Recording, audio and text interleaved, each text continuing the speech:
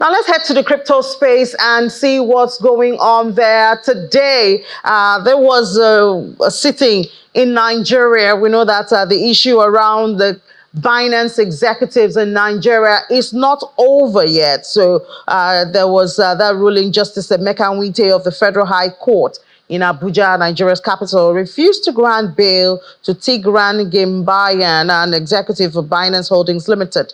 Both of them were held and then one has escaped.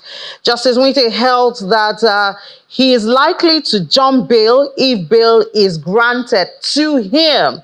And the company and the executive were arraigned on a 5-count charge bordering on money laundering before the court. Defendants, of course, have pleaded not guilty to the charge.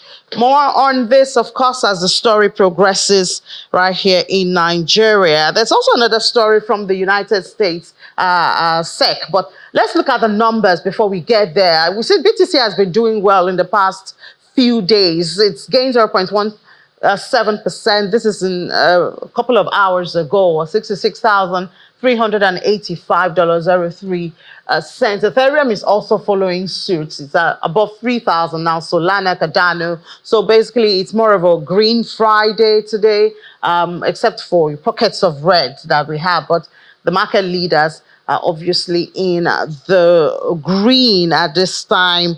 And there you have it. That's Nigeria refusing bail to the Binance executive we told you about. That was in Abuja in the courts today. And then the other one is the SEC, the United States, overturned the SEC ruling in the United States right there.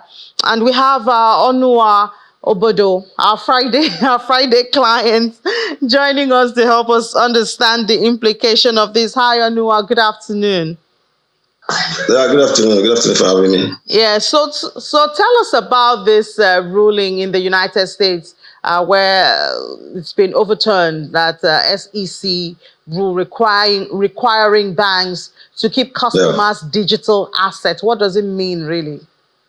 Yeah, on the matter of that, Senate overturning that rule is actually welcome. This is just another system that SEC wants to use to quickly allow crypto exchanges and transactions to be on security-related transactions. So the Senate was quick to actually move on that platform and overturn that situation, because having crypto as a security has always been debated on the issue of who owns or who oversees the affairs of the crypto transactions. So, but bottom line, crypto has always been treated as a commodity and not as a security. As a security means actually that means it's going to come under federal laws and regulations, which the CFTC, which is the Commodity Future Trading Commission, is the main person that's supposed to be on the regulation of crypto transactions. But SEC has already been coming in from one source to do that before the Senate actually overturned it. And this is a very good sign for the market, because it means that the